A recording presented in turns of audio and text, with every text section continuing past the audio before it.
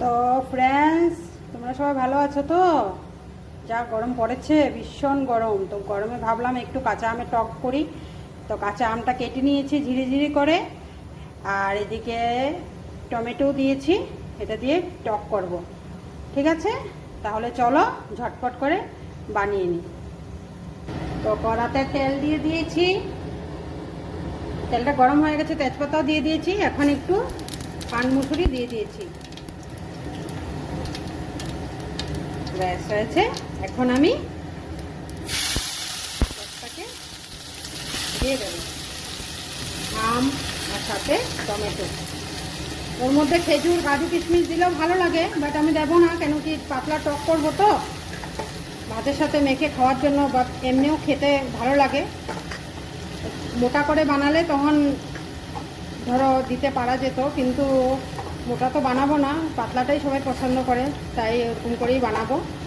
তাই কাজু কিশমিশটা আমি অ্যাড করবো না, ওর মধ্যে খেজুরও দেবো না, আমি আমার মতো করে বানাবো।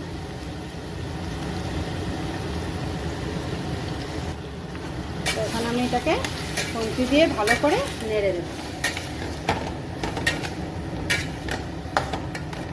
আঁচটা কমই থাকবে, বেশি বাড়ানো যাবে না, আস্তে আস্তে হবে, জিনিসটা সুন্দর গলবে।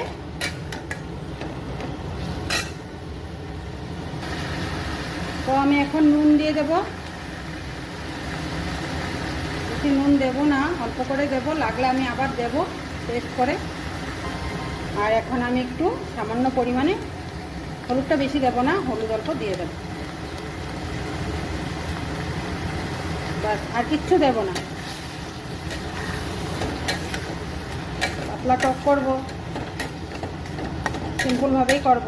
দেখি, গুড় দিলেও ভালো লাগবে, বা শিরা আছে শিরা দিলেও ভালো লাগবে, রসগুল্লো শিরা আছে ভালো লাগবে। এখন দেখি কি দিতে পারি।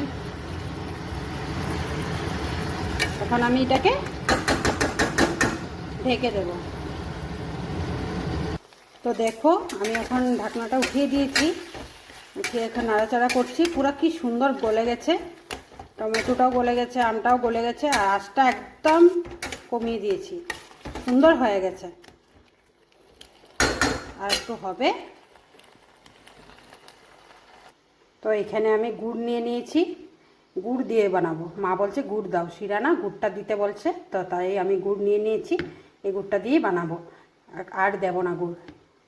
একটু একটু মিষ্টি, একটু টক হলে ভালো লাগে খেতে, বেশি মিষ্টিটাও ভালো লাগে না। তাই এই গুড়টা আমি দিয়ে দেবো, একটু হোক, তারপরে দিয়ে গুড়টা দিয়ে আমি জলটা দিয়ে দেবো।